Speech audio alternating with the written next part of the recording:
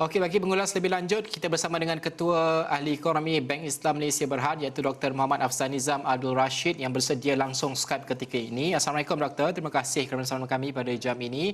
Kita melihat angka ini kemungkinan kita jangkakan berdasarkan dengan krisis kesihatan dan juga keadaan pemulihan ekonomi pada tempoh ketika itu. Tetapi bagaimana untuk melihat bergerak ke hadapan, khususnya kadar pengangguran di kalangan belia? Kerana kita ada trajektori kita ataupun anjuran kita untuk tahun 2021.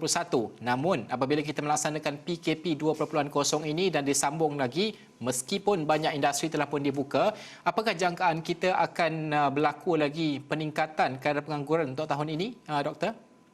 Okey, Najib. Kalau kita lihat angka pengangguran tu, kalau kita lihat bermula daripada bulan Oktober, dia sudah pun menampakkan trend peningkatan lah. 4.6, 4.7, 4.8 dan sebagainya. Dan perkara itu sangat, orang kata tu, berkait rapat tentang situasi COVID-19. Apabila situasi COVID-19 tu mula menampakkan corak yang menyimbangkan, jadi dia mempunyai kesan secara langsung lah kepada angka pengangguran. Jadi maksudnya apa? Maksudnya bergerak ke hadapan ni bergantung kepada situasi COVID-19 lah. Kalau perkara itu masih lagi mempunyai masalah untuk mengekang penularan wabaknya itu, jadi jawabnya memang ada kesan sampingan terhadap pasaran pekerjaan.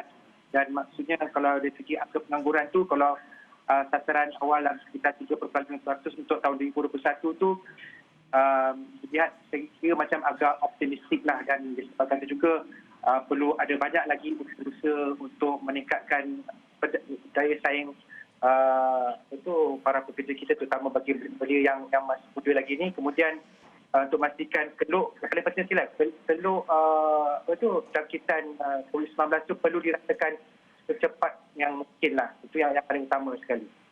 Doktor, bagaimana untuk kita melihat beberapa inisiatif yang diumumkan dalam pakej rangsangan permai sebagai contoh? Sebagai contoh, kita melihat kepada program subsidi upah.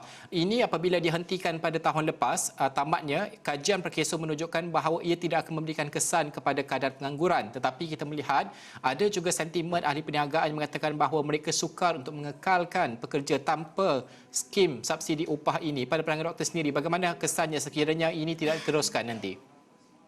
Itulah, kalau kita melihat dari segi keberkesanan antara langkah-langkah yang dilakukan oleh kerajaan, program subsidi upah ni dilihat antara satu perkara yang dilihat paling utama lah, dan ia bantu dari segi mengekalkan para pekerja oleh majikan lah.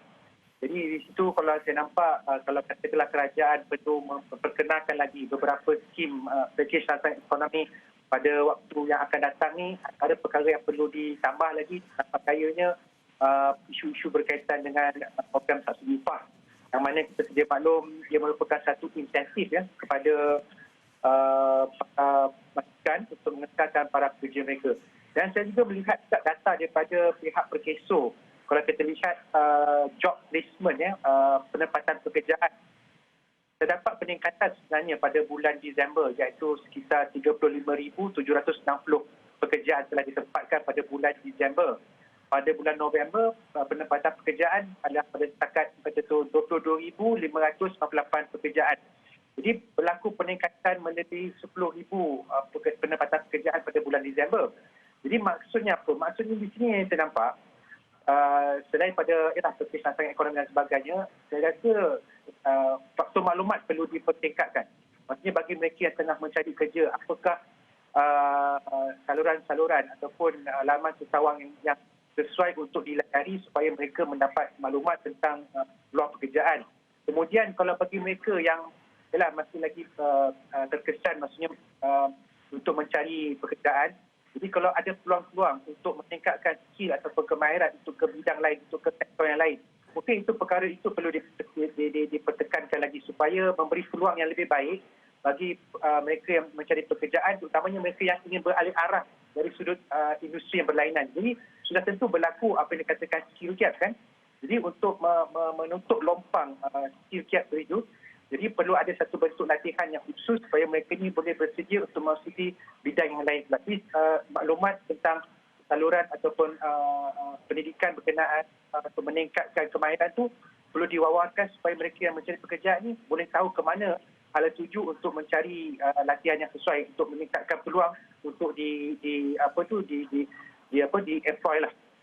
Doktor, tempoh 2 ke 3 tahun mendatang amat kritikal sekali dalam usaha pemulihan ekonomi kita. Kita akan adakah kita menjangkakan bahawa pihak industri akan melihat kepada menempatkan pekerja, mengambil pekerja terlebih dahulu berbanding dengan memberikan tumpuan kepada peningkatan gaji, dan sekiranya inilah adalah realitinya, bagaimana orang ramai yang sedang mencari kerja perlu faham inilah realitinya?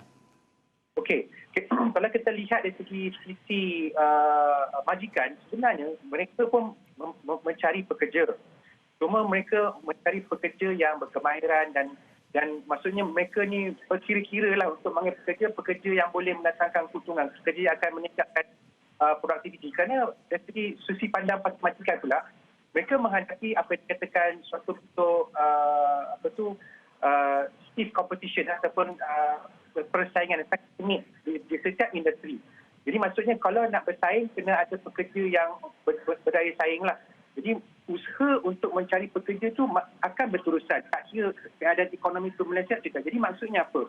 Jadi maksudnya mereka yang para buruh atau para pekerja ni kena mencari jalan macam mana untuk meningkatkan skill dan sebagainya supaya dia akan meningkatkan apa yang dikatakan employability. Itu yang satu segilah.